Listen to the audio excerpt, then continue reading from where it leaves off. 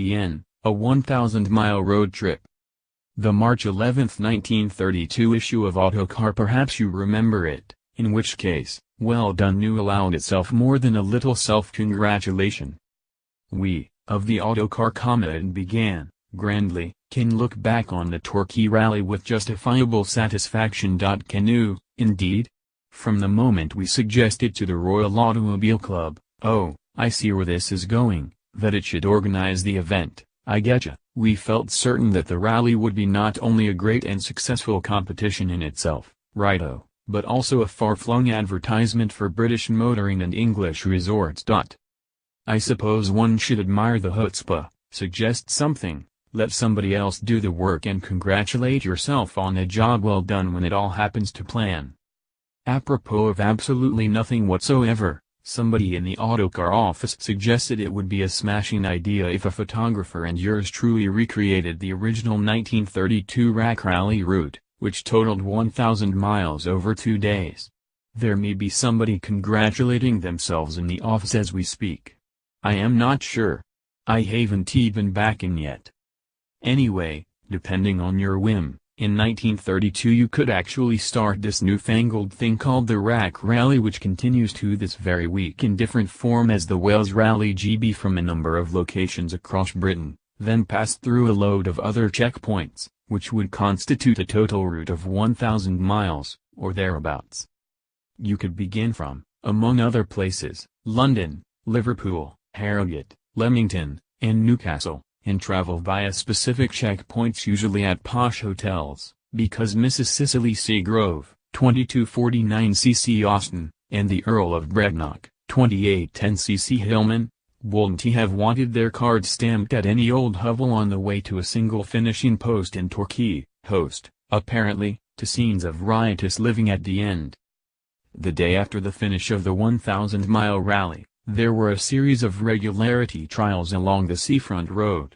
But of all the starting points, the North British Hotel in Edinburgh, now the Balmoral, was the northernmost. You can guess where the office suggested I should start. From Edinburgh, then, to Buxton, Norwich, Landron, Wells, London, and then Torquay, pinging across country like a pinball in a machine on the seafront at the English Riviera. Perhaps, I suppose we LLC.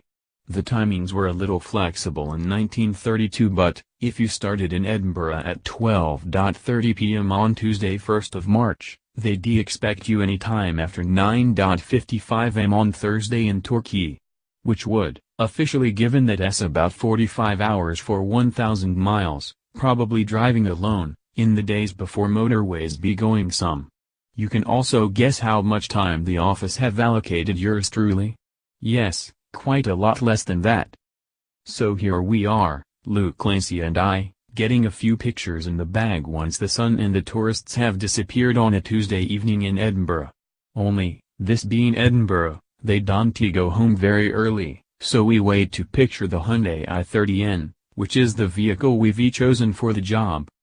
This is good. I like a road trip as much as the next man, but 1,000 miles, via very specific checkpoints, which mean we'll be driving mostly on very straightforward roads, not exactly your North Coast 500 dream trail, for 37 hours over 2 days is slightly daunting. It's not hard, obviously, it's only holding a steering wheel nearly straight and a right foot largely unmoved. It's not like a real job. But, in 1932, I'd have been braced for adventure. Here, I am prepped for traffic cues, the worst of the British motorway network and the greyness of a British autumn, all mixed into a schedule that won't allow time for a cup of tea to brew. The prospect of getting to know an i30N, then, makes it rather more palatable. The i30N is, as you'll know, Hyundai's first proper hot hatchback. You'll find Albert Bierman, in charge of creating Hyundai and Kia's fast cars, here, talking about his other new creation, the Kia Stinger. The N sub-brand and Stinger are meant to change the way you think about the group's cars. I've heard from colleagues that the N is very capable.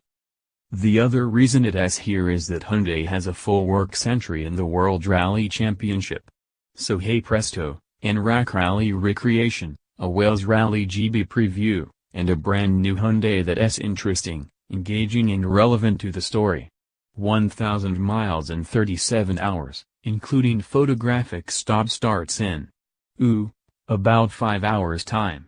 Do excuse me. I am off to bed. Day 1. Where do you start of a morning like this, when you plumb the route into the nav and it says you've got 1,060 miles to drive? Maths is the answer. Because I am approaching middle age and my waist is exceeding the edge of my jeans, sometimes I use a rowing machine, in a gym. It can be quite boring, and counting the strokes you have to pull, or the number of meters left, makes it no better. I find that if I do maths, try to keep the noodle occupied by calculating how many % I've covered, these little achievable chunks of journey pass by more easily. I am hoping the same will apply here. Basically, I'll just head south and consider that each 10 miles is just under 1% of the journey covered. Already it sounds quicker, doesn't it? It feels it. We retaking the A1 along the east coast because, although nominally it's longer, of a morning it's pretty marginal and the A1 runs next to the sea, so it's far prettier, which is important to your photographer. The A1 always feels more like a holiday road than the M1 or M6, too. Not because I holiday in American-themed diners or sex shops, you understand. I think it's because the sea is close. There are names familiar from relaxed weekend breaks: Anak, Sea Houses, Barrack. It's still well before breakfast when we take a brief stop, and the i30N is already making life rather easy. It's a good car, this, no question. There are things that Hyundai just gets right, and has done for years. The control weights are easy, ergonomically it's sound. The driving seat drops lower than in a Ford Focus Street, the steering wheel adjusts well. It still doesn't quite match a Volkswagen Golf GTI for driver comfort and adjustability, but it's probably the next best thing in the class. And whether you're redoing 500 miles a day or 500 miles a month, this sort of thing matters. When the body is relaxed, the mind will go faster. I think that was this trapline in an old ad for one of the mildly less crippling supersports motorbikes, but I believe it with cars. And the i30N has it reasonably well nailed. Pity, really, that its throttle and brake pedals aren't slightly closer, to let you heel and toe without a mammoth ankle twist, but you can have everything. It will rev match for you if you like, but, given there's a 6-speed manual gearbox, 2.0-liter turbocharged engine and a limited slip differential, I prefer to do it old school style myself. Elsewhere, it's hard to pick too many holes in the interior of a car that starts at under £25,000. This one's £27,995 because it has the performance package variant, which means it has 271 bhp rather than 247 bhp and slightly more serious suspension. A couple of the buttons on the steering wheel can adjust the suspension, steering weight, engine response, gearbox sound and so on. And one of these drive modes is a customizable one, so you can do what I find I am always inclined to do on UK roads, slacken off the suspension, lighten the steering, but leave the engine and exhaust in their louder modes. It's the one that works best in Britain, I've decided, by the time we reach Buxton. It's gone lunchtime already, and, unlike in 1932, every time we stop, there's a mini photo shoot to complete, so it's not a case of having your card stamped and getting on your way. Still, we've got satellite navigation, not poor paper maps and few road signs, a supposedly better road network, certainly easier access to Aussie coffees and 271 bhp. So after a few quick snaps at the Palace Hotel, we head out into the Peak District and stop for yet more pics.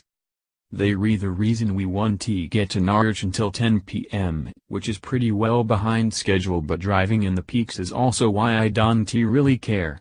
I suspect the best roads we'll find are here, and I want to know what the i30N is like.